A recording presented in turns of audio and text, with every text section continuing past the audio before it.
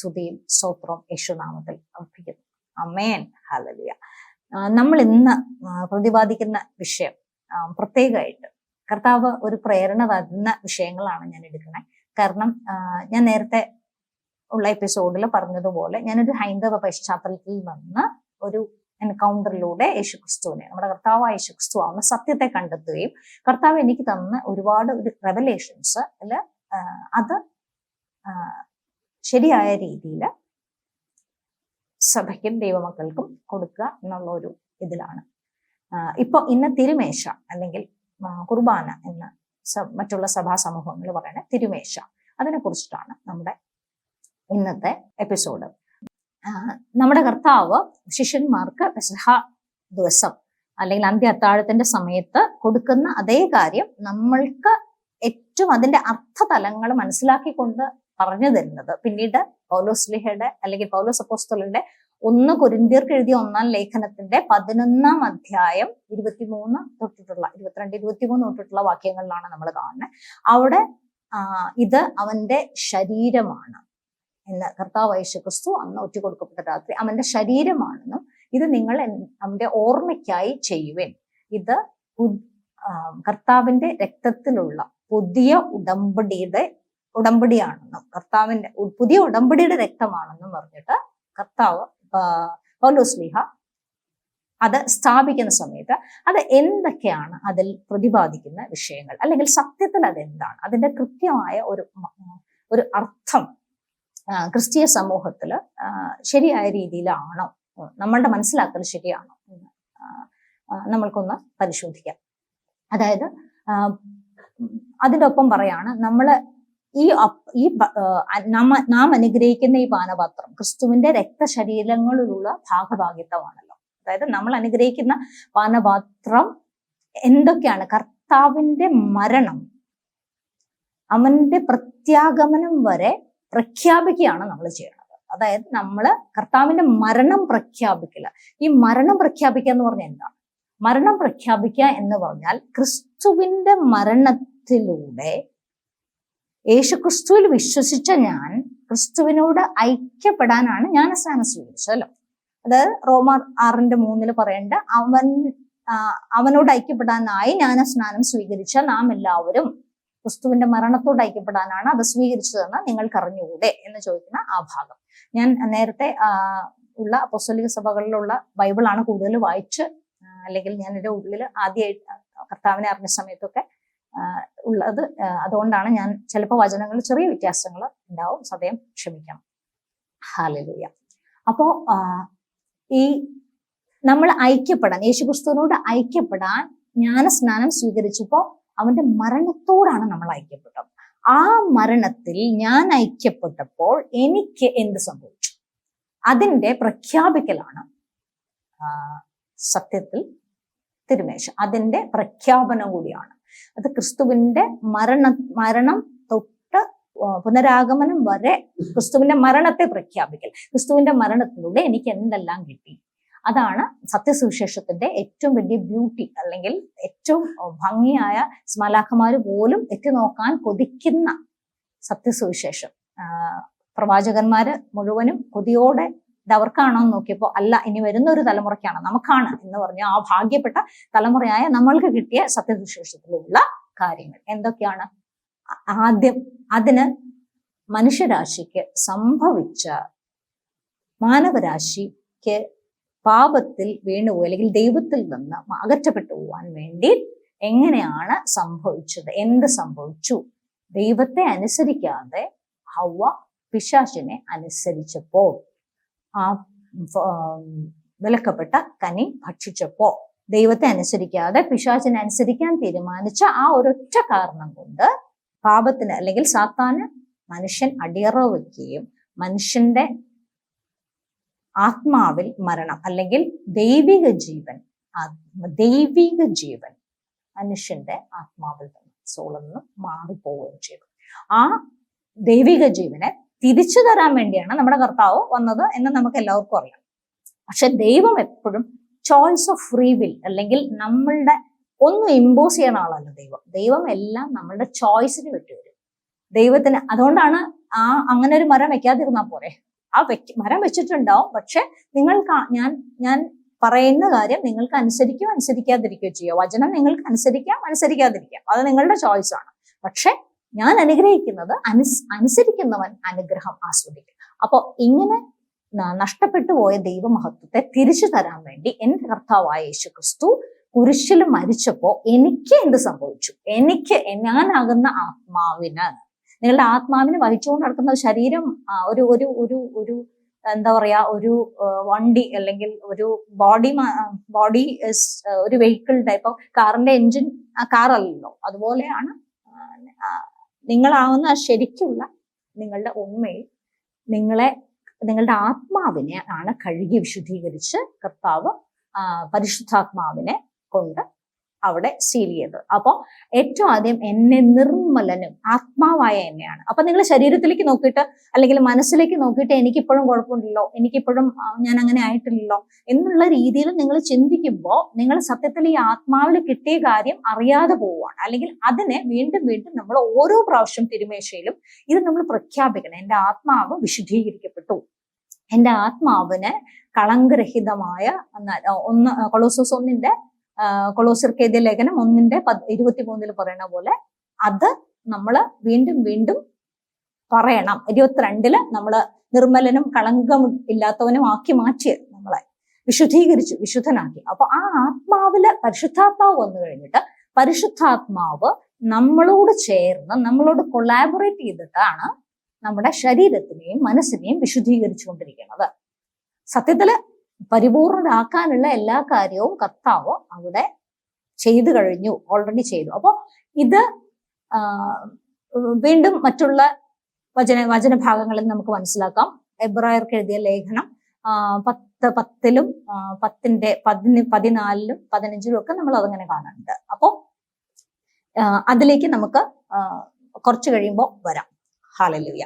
അപ്പോ ഈ പ്രത്യേക കാര്യം നമുക്ക് ശിക്ഷ മാറ്റി രക്ഷ തന്നു എന്നുള്ള ഒരു തിരിച്ചറിവ്, അതായത് ശരിക്കും ഞാൻ ശിക്ഷയ്ക്ക് യോഗ്യനായിരുന്ന മഹാപാപിയായിരുന്ന എൻ്റെ ഉത്ഭവ പാപത്തെ ആദ്യം മാറ്റി. ആദാമിൽ നിന്ന് എന്നിലേക്ക് വന്ന ഉത്ഭവ പാപത്തിനെ, പിന്നെ ജന്മപാപത്തിനെയും കർമ്മപാപത്തിനെയും എല്ലാം കർത്താവിന്റെ രക്തം കംപ്ലീറ്റ് ആയിട്ട് എന്നെ വിശുദ്ധീകരിച്ചു, എൻ്റെ ആത്മാവിനെ വിശുദ്ധീകരിച്ചു. ഹല്ലേലൂയ. അപ്പൊ ഈ ആത്മാവിനെ വിശുദ്ധീകരിച്ച് പരിശുദ്ധാത്മാവിനെ കൊണ്ട് സീൽ ചെയ്തു. അതാദ്യത്തെ കാര്യം. ശിക്ഷ മാറ്റി എനിക്ക് രക്ഷ തന്നു. അത് യെശയ്യാ 53:5 1 പത്രോസ് 2:24 ഒക്കെ നമുക്ക് കാണാം. കർത്താവ് നമുക്ക് വേണ്ടി നമ്മളുടെ പാപങ്ങൾ ഏറ്റെടുത്ത് അവൻ ആ മഹായാഗമായി തീർന്നു. അങ്ങനെ ആ യാഗം നടത്താൻ കർത്താവ് വന്ന യാഗമായി തീർന്നതിന്റെ എന്താ പറയാ, അതിന്റെ പ്രസാദം പോലെ, അല്ലെങ്കിൽ അതിൽ നമുക്ക് തന്ന ഒരു കാര്യം കൂടിയാണ് ഈ തിരുമേശയിലുള്ള അപ്പവും വെഞ്ഞും, അല്ലെങ്കിൽ അവന്റെ രക്തശരീരങ്ങൾ. ഹല്ലേലൂയ. അപ്പോ ശിക്ഷ മാറ്റി രക്ഷ തന്നു. പാപിയായിരുന്ന എന്നെ വിശുദ്ധനാക്കി, എന്നെ നീതീകരിച്ചു, എന്നെ നീതിമാൻ എന്ന് പ്രഖ്യാപിച്ചു കർത്താവ് നീതിമാനാണെന്ന് പ്രഖ്യാപിച്ചിട്ട് ഞാൻ സത്യത്തില് എന്നെ ഇപ്പോഴും നീതിമാനാണെന്ന് പ്രഖ്യാപിക്കുന്നത് ആരാ? ഇതിന് എനിക്ക് കൺഫർമേഷൻ തന്നുകൊണ്ടിരിക്കണേ പരിശുദ്ധാത്മാവാണ്. എന്നെ നീതിമാനാക്കി, എന്നെ നീതീകരിച്ചു എന്നുള്ള എന്റെ കൺഫർമേഷൻ തന്നുകൊണ്ടിരിക്കുന്നത് പരിശുദ്ധാത്മാവാണ്. അപ്പോൾ ഈ നീതീകരിക്കപ്പെട്ട എനിക്ക് ഇനി എന്റെ നീതിയുടെ അവയവമായിട്ടാണ് എനിക്ക് എന്നെ തന്നെ സമർപ്പിക്കാൻ പറ്റുള്ളൂ. ഞാൻ ഇനി പാപിയല്ല, ഞാൻ നീതിമാനാണ് എന്നുള്ള ഉൾബോധ്യം ഓരോ പ്രാവശ്യവും നമ്മളിത് ഏറ്റുപറയുമ്പോൾ നമ്മളെ വിശ്വാസത്തിൽ സ്ഥിരതയോടും ദൃഢതയോടും കൂടി ഏറ്റുപറയണം എന്ന് നമ്മൾ കാണുന്നുണ്ട്. അപ്പോ എബ്രായർക്ക് എഴുതിയ ലേഖനത്തിലും നമുക്ക് കാണാം 10-ാം അധ്യായം 25 ആ വാക്യങ്ങളിലും നമുക്ക് കാണാം. കൊളോസ്യ ലേഖനത്തിലും നമുക്ക് കാണാം. വിശ്വാസത്തെ ദൃഢതയോടെ നമ്മൾ ഏറ്റുപറയണം. അപ്പോ ഞാൻ നീതീകരിക്കപ്പെട്ടു, ഞാൻ വിശുദ്ധനായി, എന്നെ വിശുദ്ധീകരിക്കപ്പെട്ടു, പിന്നെ എൻ്റെ രോഗങ്ങളെല്ലാം അവന്റെ മുറിവിനാൽ സൗഖ്യപ്പെട്ടു, എനിക്ക് സൗഖ്യം വന്നിരിക്കുന്നു, യേശുക്രിസ്തുവിന്റെ അടിപ്പിഴകളാൽ എനിക്ക് സൗഖ്യം വന്നിരിക്കുന്നു. അപ്പോ ആ ഭാഗവും അതുപോലെ എന്റെ എല്ലാ ശാപങ്ങളും കർത്താവ് കുരിശിൽ ഏറ്റെടുത്തു, എന്നെ അനുഗ്രഹമാക്കി തീർക്കുക. അതുപോലെ ശാപം മാറ്റി നമ്മൾ അനുഗ്രഹമാക്കി എന്ന് ഗലാത്യർ 3:13 3:14 നമ്മളോട് പറയാണ്. യേശു മരത്തിൽ തൂങ്ങുന്നവൻ ശപിക്കപ്പെട്ടവൻ എന്ന് പറഞ്ഞ കർത്താവ് യേശു നമുക്ക് വേണ്ടി മരത്തിൽ തൂങ്ങി ശപിക്കപ്പെട്ടവനായി തീർന്ന് ഞാൻ കിടക്കേണ്ട സ്ഥലത്ത് കർത്താവ് കിടന്ന് എന്റെ സകല ശാപങ്ങളും പാപങ്ങളും എല്ലാം അവിടെ തീർത്തു. പിന്നെ നമുക്ക് മറ്റുള്ളവർ മന്ത്രവാദം ചെയ്ത് ഏക്കും അല്ലെങ്കിൽ ഇത് ചെയ്യും, അപ്പോ ഒന്നും ഏക്കില്ല.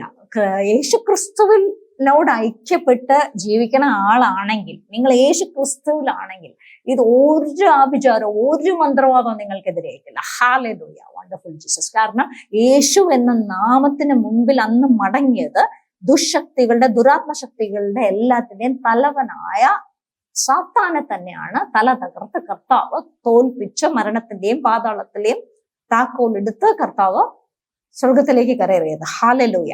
അപ്പോ ഇതൊന്നും എന്നെ ബാധിക്കില്ല എന്നുള്ള ഉത്തമ ബോധ്യം വരുന്നതും ഉണ്ടാവുകയും ഓരോ പ്രാവശ്യം നമ്മൾ തിരുമേശയിൽ പങ്കാളികളാവുമ്പോൾ ഇത് നമ്മൾ പറയുകയും വേണം. യേശുക്രിസ്തുവിന്റെ മരണത്തോട് നമ്മൾ ഐക്യപ്പെട്ടത് നമ്മൾ പുനരാഗമനം വരെ നമ്മൾ പ്രഖ്യാപിച്ചുകൊണ്ടിരിക്കണം. കാരണം പ്രഖ്യാപിക്കും തോറും, നിങ്ങൾ സംസാരിക്കും തോറും നിങ്ങളുടെ ഉള്ളിലേക്ക് ഇത് ആഴത്തിൽ പതിയുകയും അതനുസരിച്ചുള്ള അനുഭവങ്ങളിലേക്ക് വരാൻ സാധിക്കാനായിട്ട് അങ്ങനെയാണ് സോള് അല്ലെങ്കിൽ മനസ്സിന്റെ വർക്കിംഗ് അങ്ങനെയാണ്. അപ്പൊ അതിനു വേണ്ടിയാണ് അത് വീണ്ടും അത് പറയാം എന്നുള്ള ഒരു കാര്യം. പിന്നെ സംഭവിച്ചത്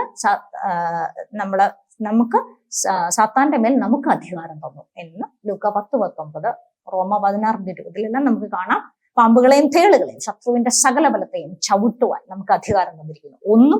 ഒരിക്കലും ഒരു ദോഷവും നിങ്ങൾക്ക് വരുത്തുകയില്ല. അപ്പൊ നമുക്ക് ദൈവത്തിന്റെ മക്കളാണെങ്കിൽ കർത്താവിലുള്ള ആളുടെ സ്വാതന്ത്ര്യം അതാണ്. അതായത് ഈ ലോകത്തിൽ കാണുന്ന ഒരു കാര്യവും എന്റെ സ്വാതന്ത്ര്യത്തിലേക്ക്, എന്റെ പുറമെ കാണുന്ന ഒരു കാര്യങ്ങളും എന്റെ അകത്തെ മനുഷ്യനെ തൊടാൻ പറ്റാത്ത ഒരു ഇതിലേക്ക് നമ്മളെ നിർത്തുന്നതാണ് യേശുക്രിസ്തുവിലുള്ള ജീവിതം, യേശുക്രിസ്തുവിനോടുള്ള ഐക്യപ്പെടൽ.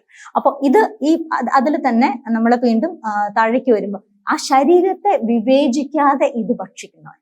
അപ്പൊ ശരീരത്തെ വിവേചിക്കുക എന്ന് വെച്ചാൽ ആരുടെ ശരീരത്തെ? നമ്മുടെ ശരീരത്തെയാണ്. അല്ല, അത് കർത്താവിന്റെ ശരീരമാണ് എന്ന് മനസ്സിലാക്കിയിട്ട് നമ്മൾ ഭക്ഷിച്ചാലാണ്, നമ്മൾക്ക് അങ്ങനെ ഭക്ഷിക്കാതിരുന്നാൽ നമ്മൾ അവന്റെ രക്തത്തിനും മാംസത്തിനും എതിരായിട്ട് നമ്മൾ പാപം ചെയ്തതായിട്ട് കണക്കാക്കുക. അതായത് നമ്മൾ അത് വിശുദ്ധിയോടെയാണോ, നമ്മളിൽ എന്തെങ്കിലും മനസ്സിലോ ശരീരത്തിലോ ആത്മാവിൽ ഇതെല്ലാം നമുക്ക് സംഭവിച്ചെങ്കിലും മനസ്സിനതൊന്നും ഇത് മനസ്സിലായാലേ പുതിയ സൃഷ്ടിയുടെ ജീവിതം ആരംഭിക്കാൻ പറ്റുള്ളൂ. ഇതെല്ലാം ആഴകത്ത് കിട്ടിയിട്ട് അതിൽ നമ്മൾ ജീവിക്കാൻ തുടങ്ങുമ്പോഴാണ്. അപ്പൊ അതുവരെ പഴയ സൃഷ്ടി ആയിരുന്ന നമ്മളുടെ ബ്രെയിനിൽ ഇത് മുഴുവൻ പാറ്റേൺസ് കിടക്കുക. അപ്പൊ അതിനെ ഡിലീറ്റ് ചെയ്യാൻ നിരന്തരം വചനം വായിക്കുന്നതും ഇത് ഏറ്റുപറയുന്നതും നിങ്ങളെ സഹായിക്കും. അത് ഭയങ്കരമായിട്ട് അത് നമ്മളെ സംസാരിക്കുന്നതും നമ്മളെ അതിനുവേണ്ടി ഹെൽപ്പ് ചെയ്യും. ഇത് വീണ്ടും ഏറ്റുപറഞ്ഞുകൊണ്ടിരിക്കുന്നത് അതിന്റെ ഒരാവശ്യകത അതാണ്. പിന്നെ അതിൽ വേറൊരു തിരിച്ചറിവും കൂടി എനിക്ക് കിട്ടിയിട്ടുള്ള കർത്താവ് തന്നിട്ടുള്ള ഒരു വെളിപാട് എന്താണെന്ന് വെച്ചാൽ അതായത് ഇത് രക്തശരീരങ്ങളല്ല, ഇതിന്റെ ഓർപ്പ് മാത്രമാണ് എന്ന് പറയുന്ന ചില ആൾക്കാരെയും ഞാൻ കണ്ടിട്ടുണ്ട്. പക്ഷെ സത്യത്തില് ഇത് രക്തശരീരങ്ങളായിട്ട് ട്രാൻസ്സബ്സ്റ്റാൻഷിയേഷൻ എന്നൊന്നുമല്ല ഞാൻ പറഞ്ഞത്. അത് അങ്ങനെ ആയി മാറുന്നൊന്നുമല്ല. ക്രിസ്തീയ ജീവിതം വിശ്വാസത്താലാണ്. നമ്മൾ കാണുന്നതല്ല, കാഴ്ചയാലല്ല, നമ്മൾ വിശ്വാസത്താലാണ് ജീവിക്കുന്നത്. നമ്മൾ വിശ്വസിക്കും ആദ്യം, പിന്നെ നമ്മൾ കാണും. അങ്ങനെയാണ്. അപ്പൊ നമ്മൾ വിശ്വസിക്കുമ്പോ അല്ലെ, അപ്പോ ആ വിശ്വസിക്കുന്ന നമ്മൾ വിശ്വാസത്താലാണ് ഇത് രക്തശരീരങ്ങളാണെന്ന് പറയുന്നത്. അപ്പോ വിശ്വാസത്താലാണ് നമ്മളത് രക്തശരീരങ്ങളാവുന്നത്. അപ്പോ കാരണം കർത്താവ് വളരെ ക്ലിയർ ആയിട്ട് പറഞ്ഞേക്കാണ്. യോഹന്നാന്റെ സുവിശേഷം 6-ാം അധ്യായം ആദ്യം തിരുമേശ സ്ഥാപിക്കുന്ന സമയത്ത് വിശുദ്ധ മത്തായിയുടെ സുവിശേഷം 26-ാം അധ്യായം 26 മുതൽ 28 വരെയുള്ള വാക്യങ്ങളിലും പറഞ്ഞിട്ടുണ്ട്, ഇതെന്റെ ശരീരമാണ്, എന്റെ ഓർമ്മയ്ക്കായി നിങ്ങൾ ഇത് ചെയ്യുവേ. ഇത് പുതിയ ഉടമ്പടിയിലുള്ള എന്റെ രക്തമാണ്, എന്റെ ഓർമ്മയ്ക്കായി നിങ്ങൾ പാനം ചെയ്യുവേ. ഇത് പുതിയ ഉടമ്പടിയിലുള്ള എന്റെ രക്തമാണെന്ന് പറഞ്ഞു, എന്റെ ശരീരമാണെന്ന് പറഞ്ഞു. ശരീരത്തിന്റെ ഓർമ്മയല്ല, ശരീരമാണെന്നാണ്. അതുപോലെ വീണ്ടും യോഹന്നാന്റെ സുവിശേഷം 6-ാം അധ്യായം 49 തൊട്ട് 55, 56 വരെയുള്ള വാക്യങ്ങളിലും ക്ലിയർ ആയി പറയുന്നുണ്ട്, എന്റെ ശരീരവും യഥാർത്ഥ ഭക്ഷണവും എന്റെ രക്തം യഥാർത്ഥ പാനീയവുമാണ്. എന്റെ ശരീരം ഭക്ഷിക്കുകയും എന്റെ രക്തം പാനം ചെയ്യുകയും ചെയ്യുന്നില്ല എങ്കിൽ നിങ്ങൾക്ക് ജീവനില്ല. അപ്പൊ നമ്മളത് ഓർമ്മയാണ്, ബ്രെഡാണെന്നൊക്കെ വിചാരിച്ച് കഴിച്ചാൽ നമുക്ക് ജീവനില്ല എന്നാ പറയുന്നത്. അപ്പൊ അത് മിസ് ചെയ്തു പോകരുത്. ദൈവമക്കൾ അതിൻ്റെതായ സാങ്ക്ടിറ്റിയോടെ വേണം ഓരോ പ്രാവശ്യം ഇത് എന്താണ് എന്റെ കർത്താവ് എനിക്ക് വേണ്ടി ചെയ്തത്, ആ കുരിശുമരണത്തിനോടുള്ള നന്ദി അർപ്പിച്ചുകൊണ്ടാണ് നമ്മൾ കൃതജ്ഞത സ്തോത്ര ബലി അല്ലെങ്കിൽ കൃതജ്ഞത സ്തോത്രങ്ങൾ അർപ്പിച്ചുകൊണ്ടാണ് നമ്മൾ അത് എടുക്കേണ്ടത്. ഓരോ ദിവസവും ഓരോ പ്രാവശ്യം നമ്മൾ അത് ചെയ്യുമ്പോഴും എന്റെ കർത്താവ് കുരിശിൽ എനിക്ക് നേടിത്തന്നതിനെ ഓർത്ത് കർത്താവിനെ മഹത്വപ്പെടുത്തുന്നതായിരിക്കണം ഈ ബലി എന്ന്. അതല്ലെങ്കിൽ ഈ ഒരു അല്ലാതെ അത് ഓരോ പ്രാവശ്യം യേശുക്രിസ്തുവിന്റെ കുരിശുമരണം എന്ന് പറഞ്ഞാൽ സത്യത്തില് ബിയോണ്ട് ടൈം ആൻഡ് സ്പേസ് ആണ്. യേശുക്രിസ്തുവിന്റെ കുരിശുമരണത്തിൽ നമ്മൾ പറയുന്നത് 2000 വർഷം മുമ്പാണ് നടന്നതെന്ന്.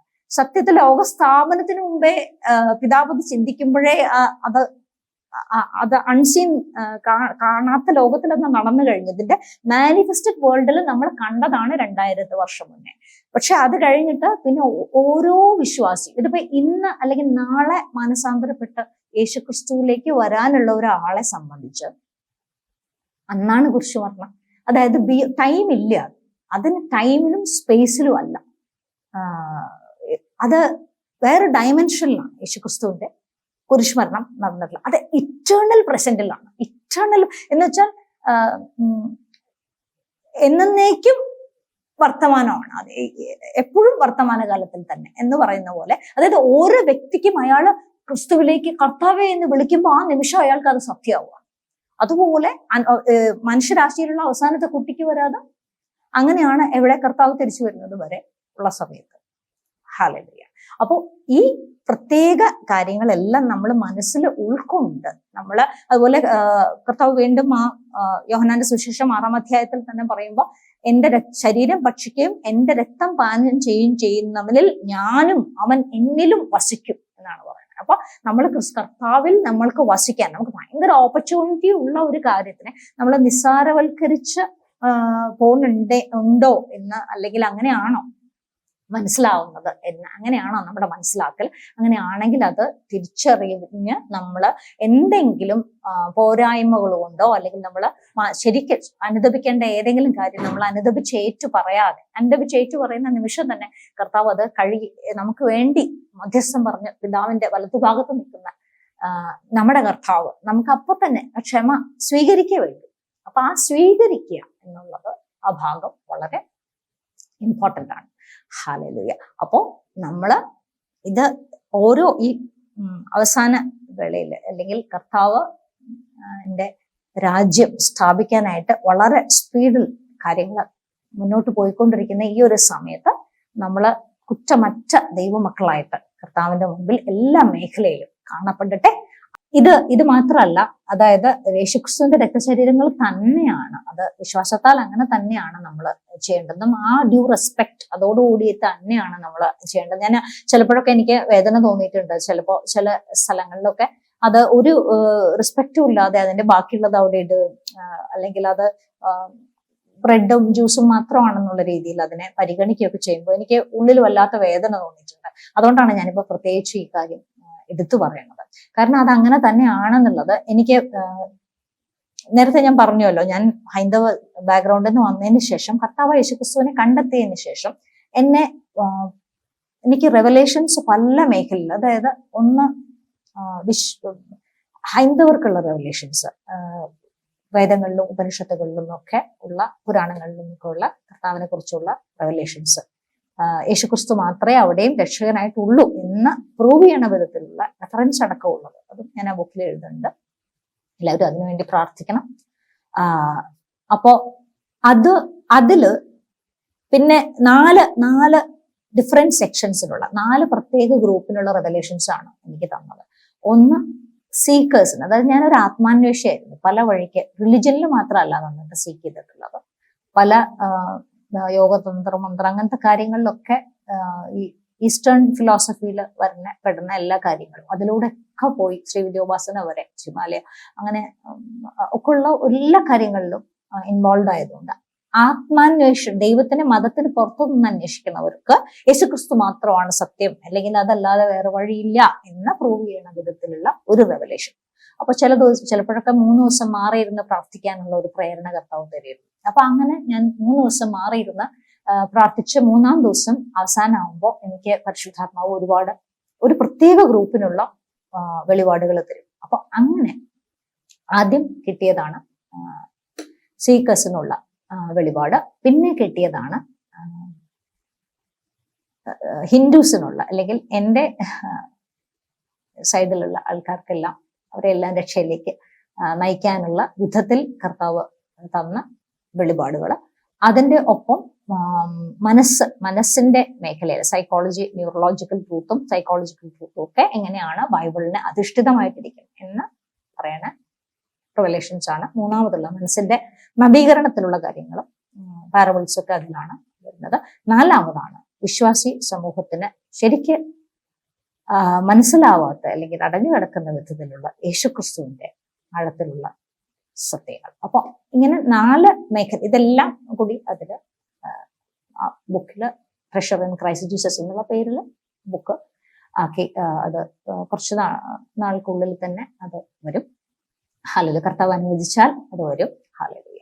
അപ്പോ അതില് ഹിന്ദുക്കൾക്കുള്ള ഒരു റെവലേഷനില്, അതായത് യജുർവേദത്തിലെ ഒരു ശതപഥബ്രാഹ്മണം എന്ന് പറഞ്ഞ ഒരു ബുക്കില്, അവിടെ പുരുഷൻ യാഗമായി തീർന്നു കഴിഞ്ഞാൽ ആ പുരുഷന്റെ രക്തം പാനം ചെയ്യവും അവന്റെ ശരീരം ദേവന്മാരാൽ അല്ലെങ്കിൽ വിശുദ്ധന്മാരാൽ ഭക്ഷിക്കപ്പെടുകയും ചെയ്യണം എന്ന് തന്നെ അവിടെ എഴുതിയേക്കാണ്. യേശുക്രിസ്തുവിന്റെ അല്ലെങ്കിൽ പുരുഷന്റെ യാഗവിധികൾ, പുരുഷമേധം എന്നാണ് അതിനെ പറയുക. അപ്പൊ അതിന്റെ യാഗവിധികളെ കുറിച്ച് അതിൽ പറഞ്ഞിട്ടുണ്ട്. അതില് ഇങ്ങനെ പ്രത്യേകിച്ച് എടുത്തു പറഞ്ഞിട്ടുണ്ട്. അത് ഒരു കാര്യം. 2-മത്തെ കാര്യം, നമ്മൾ ആദിമസഭയിൽ ഇത് കാനിബോൾസ് അല്ലെങ്കിൽ ഇത് മനുഷ്യനെ തിന്ന ആൾക്കാരാണ് ഇവര്, അതായത് രക്തം കുടിക്കുകയും ശരീരം ഭക്ഷിക്കുകയൊക്കെ ചെയ്യുന്ന കാനിബോൾസ് ആണ് ഇവര് എന്ന് പറഞ്ഞ മനുഷ്യന് തിനികളാണ് എന്ന് പറഞ്ഞ് ആദിമസഭയിൽ പെർസിക്യൂട്ട് ചെയ്ത് അവര് വല്ലാതെ പീഡിപ്പിക്കപ്പെട്ടിട്ടുണ്ട്. എന്നിട്ട് പോലും അത് രക്തശരീരങ്ങളല്ല എന്ന് പറയാൻ അവർ കൂട്ടാക്കിയില്ല. കാരണം അത് വിശ്വാസത്തെ നമ്മൾ തള്ളി പറയുന്നത് പോലെ ആവും. കർത്താവ് പറഞ്ഞതിന് നമ്മൾ അനുസരിക്കാത്തത് പോലെ ആയി പോകുന്നുണ്ട്. കർത്താവിന്റെ രക്തശരീരങ്ങൾ തന്നെയാണ്. അങ്ങനെ തന്നെ ഇത് അവന്റെ മരണം മുതൽ പ്രത്യാഗമനം വരെ നമ്മൾ പ്രഖ്യാപിക്കേണ്ടതുമാണ്. എന്തൊക്കെ എനിക്ക് യേശുക്രിസ്തുവിന്റെ കുരിശുമരണത്തിലൂടെ ലഭിച്ചു എന്നത്. അത് എല്ലാവർക്കും ഈ ഒരു എപ്പിസോഡ് അനുഗ്രഹമായി എന്ന് ഞാൻ കരുതുന്നു. എല്ലാ ദൈവമക്കളെ, പ്രത്യേകിച്ച് കർത്താവ് വരാൻ ഉദ്ദേശിക്കുന്ന ഈ സമയത്ത് ഒരുങ്ങിക്കൊണ്ടിരിക്കുന്ന മണവാട്ടി സഭയെ കർത്താവ് ചന്തത്തിൽ ഒരുക്കാൻ വേണ്ടി എന്നെ ഉപയോഗിക്കുന്ന ഓർത്ത് എന്റെ കർത്താവായ യേശുക്രിസ്തുവിന്റെ നാമത്തിൽ നന്ദി അബ്ബാ. ഓരോ മക്കളെയും അനുഗ്രഹിച്ച് പ്രാർത്ഥിക്കുന്നു. എന്നെ കണ്ടുകൊണ്ടിരിക്കുന്ന സകല മക്കളും ഏത് വിഷയത്തിലാണോ അവര് ആകുലപ്പെട്ടിരിക്കുന്നതോ, എന്താണോ അവരുടെ വിഷയം, അവിടേക്ക് പരിശുദ്ധാത്മാവ് ശക്തിയോടെ ഇറങ്ങി അത് ഹല്ലേലൂയ അമ്മേ വറശ അത് ചെയ്തു കഴിഞ്ഞതിന് അവിടെ ഒരു മാറ്റം ഇപ്പൊ ഈ നിമിഷം കൊണ്ടുവന്ന് കഴിഞ്ഞതിന് നന്ദി അബ്ബാ, യേശു ക്രിസ്തുവിൻ നാമത്തിൽ തന്നെ. ആമേൻ, ആമേൻ, ആമേൻ. ഹല്ലേലൂയ.